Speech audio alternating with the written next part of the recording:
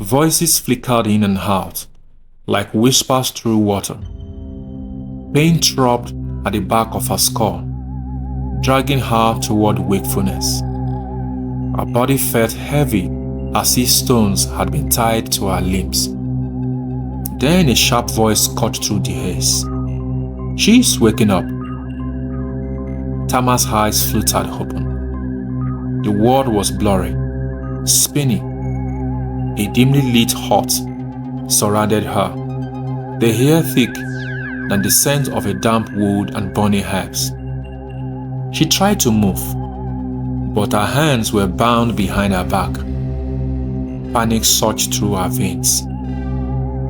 The Yabo sat on the ground across from her, face swollen from crying. Beside her stood a man Tama did not recognize. Tall, broad-shouldered, with scars running down his face like cracks in dry earth. His dark eyes gleamed with something cruel. "Finally awake?" he said, his voice like gravel. Tama's breathing quickened. "Who are you?" The man crouched, tilting his head. "That's not the right question, Tama. The right question is, why did someone want you dead?" Tama's blood ran cold. The Yabo turned her tear-streaked face to her. "I told you, Tama. It wasn't meant for Kuma. They forced me." Tama glared at her.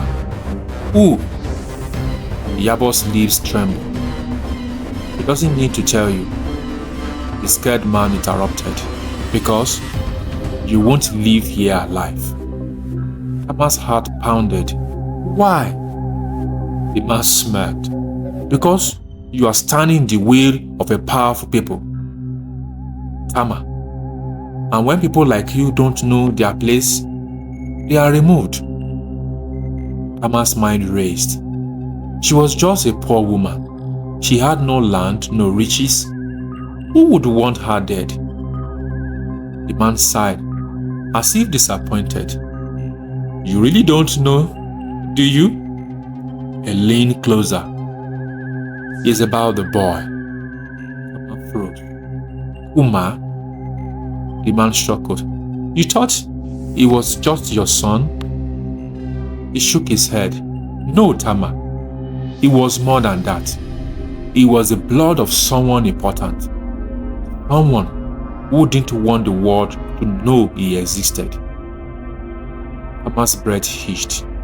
"That's a lie." "Is it?" The man raised an eyebrow. "Tell me, did Kuma ever fall sick like other children? Did he ever seem different?" Tama's thoughts troubled over themselves. Kuma had always been strong, even when other children in the village fell ill. He had the sharp mind of a boy far beyond his years, and his eyes, deep, knowing, filled with something she could never quite explain. She swallowed hard. "Who?" she whispered. "Who was his father?"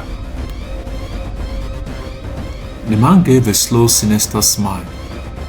"You already know, Tama. You just never allowed yourself to see it."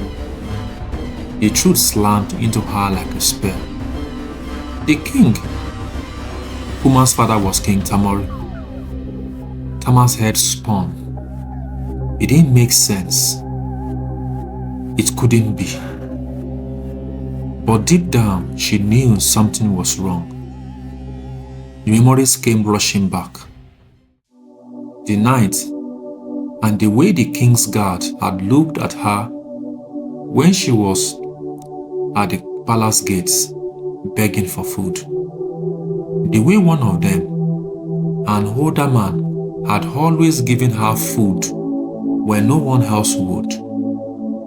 And one night long ago, before Kuma was born, a whisper in the dark, a gentle touch, a promise of protection that never came. That night, Tama was feeling dizzy after eating the food given to her by one of the palace guards. She was unconscious, or to say, she was losing consciousness. She saw the face, but couldn't understand what was happening. And about 6 weeks later, she was feeling sick when she went to the river to wash her clothes. The very day she met Sam, the hunter. Kuma was not just her son, he was the king's son. And someone had killed him to keep that secret buried. Tama's entire body trembled with fury. Who ordered it? She asked, her voice sharp as a blade. The man smirked. You already know that. The queen. Tama's stomach turned. Queen Ibiso, the king's wife, must have discovered the truth, and to keep her husband's secret from ever seeing the light, she had ordered Kuma's death. Tama's grief twisted into something dark, something furious. She would not die here. She would not let Kuma's death be forgotten. She would make them pay. She took a slow breath, forcing herself to stay calm. The man's thought was so powerless. That was his mistake. He turned away for a moment, speaking to someone outside. It was all the time she needed. Tama lurched forward, throwing her entire weight at him. The force sent him stumbling back. She twisted her hands, the rope loosened just enough for her to yank free. He grabbed a clay of pot from the ground and smashed it against his head. He crumpled to the floor. The Yabo gasped, Tama! Tama spun to her. We are leaving. The Yabo hesitated. They will kill us. Tama's eyes burned with fury. Then we will make sure we strike first. With that, she bolted for the door. The Yabo scrambled behind her. The night was dark, the air thick with the scent of rain. Tama had only one thought now. She was going to the palace. She was going to make Queen Ibiso pay. The night was thick with silence as Tama and Yabo ran through the dense undergrowth, their feet barely making a sound against the damp earth. The air smelled of wet leaves and distant firewood. But to Tama, everything reeked of betrayal. Her heart stormed out. Her breath came in short gasps, but she did not slow down. Rage propelled her forward, fury keeping her upright even as exhaustion nipped at her limbs. Kuma's face, his innocent smile, his soft laughter burned in her mind. He was killed because of who he was, the king's son. Yabo struggled to keep up, clutched at Tama's hand. Where are we going? She panted. Tama didn't answer. She already knew. The palace. She was going to the palace, to Queen Ibiso, to the woman who had stolen her son's life. Yabo's grips tightened. Tama, listen to me, she whispered urgently. The queen, she is dangerous. She won't just sit and wait for you to come. Tama stopped abruptly, turning to face her. She thinks I'm dead. Her voice trembling but strong. He thinks Kuma's secret has been buried. That's her mistake. Yabo bit her lip, fear flickering in her eyes. And what if you die before you get the chance to tell anyone? Tama escaped sharply. Then I will die fighting. A rustle in the trees made them both froze. Tama's fingers curled into fists. Are they being followed? A shadow moved between the trees. Tama crouched low, grabbing a sharp stick from the ground. Iyabo trembled beside her, eyes wide with fear. Then a voice, deep, familiar. Tama! The figure stepped forward, and the moonlight caught his face. Tama's breath eased. Baba Ebele, the village healer. She lowered her weapon. Baba, she whispered, what are you doing here? The old man's face was lined with worry, his eyes searching hers. I came looking for you, child. He looked over his shoulder, scanning the darkness. The village is not safe anymore. Iyabo Stephen, what do you mean, Baba? Baba Ebele's face darkened. The queen's men came. They were looking for you, Tama. Tama's stomach clenched. They know I'm alive? The old man nodded. They suspected it. They have offered a reward for anyone who brings you to them. Iyabo swallowed hard. We have to run. Tama, however, shook her head. No, I need to get to the palace. I need to expose the queen before she erases KUMA'S from existence. Baba Ebele sighed. You are brave, child. But bravery alone will not keep you alive. Tama met his gaze, then, help me. The old man hesitated. Then with a heavy sigh, he nodded. There is a way. He motioned for them to follow. Baba Ebele led them deeper into the woods, following a hidden path known only to few. It was an old hunting trail, overgrown with vines, but it would take them close to the palace without being seen. As they walked, Tama's mind raced. She needed proof. Even if she reached the palace, she couldn't simply accuse the queen without evidence. She turned to Baba Ebele. How do I prove that KUMA was the king's son? Baba Ebele's face grew solemn. Then the truth would be undeniable. Don't worry, my child. Hope flared in Tama's chest.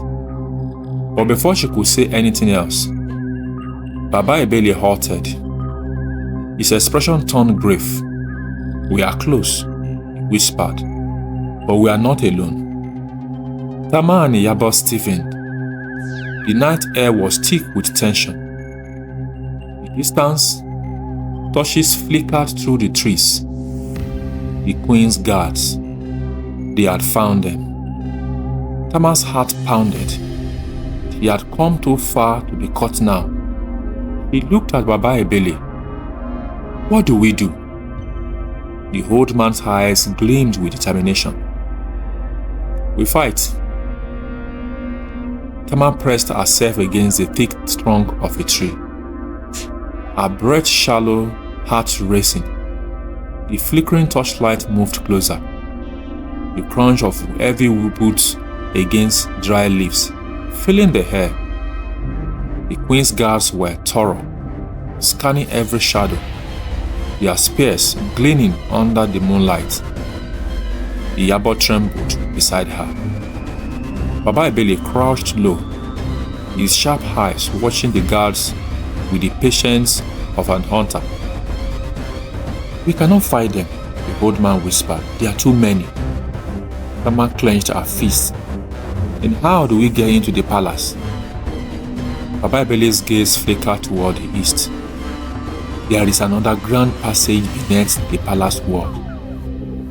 It was built long time ago as an escape route for the king's ancestors, but it is rarely used.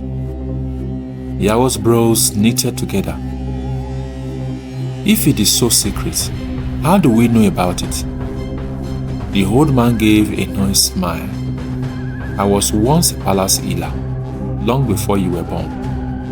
Tama's eyes widened. Baba Ebele had always been wise, but she had never known he had once walked the walls of the palace. He gestured toward the thick underbrush. The entrance is sitting near the riverbed. If we move quickly, we can get inside before they find our trail. A shout rang out behind them. "Search the trees! They must be close." There was no more time to waste. Baba Bele grabbed Tawa's wrist. "Come!" They moved swiftly, crouching low as they weaved through the dense foliage. The guards' voices grew distant, the torchlight swallowed by the trees. The path was rough, the undergrowth thick, but Baba Bele led them with certainty.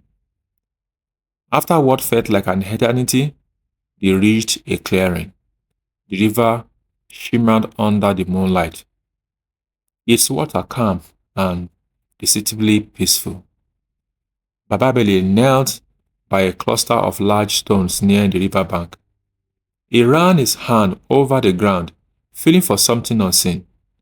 Then, with a quiet grunt, he pushed aside a pile of leaves, revealing a wooden trapdoor. The Yabo gasped. "It is real." Tama's pulse quickened. If this passage led into the palace, then she was one step closer to confronting the queen. One step closer to justice for Kuma. Baba Bele motioned for them to hurry. "Inside quickly." Tama hesitated for only a second before stepping forward. She pulled the trapdoor open, revealing a dark tunnel beneath. A damp, earthy scent rose from within. She swallowed hard. There was no turning back now. One by one, they climbed down into the darkness. The air was thick with dampness as they moved through the underground tunnel. It was narrow, the walls made of old stone, cold and sleek beneath their fingertips. A faint trickle of water echoed in distance, mixing with the scurrying of unseen creatures. The darkness was near absolute, but Baba Bele led them forward with careful steps. Iyaba shivered. How long does this tunnel go? Baba Bele's was steady, not far. It led directly into the palace storage chambers. Suddenly, Baba Bele stopped. He placed a hand against the wall. His face tensed. Tama whispered, "What is it?" He pressed his ear to the stone, listening. Then he exhaled sharply. "Guards above us." Tama's breath caught. "Iyabo, Stephen, can they hear us?" Baba Bele shook his head. "Not yet, but we must move carefully." They continued forward, the path curving upward. Tama's heart pounded with every step. The closer they got, the more she could feel the walls closing in on her. Finally, Baba Bele halted in front of a stone slab.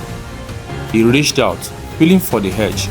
With a quiet grunt, he pushed. The slab shifted.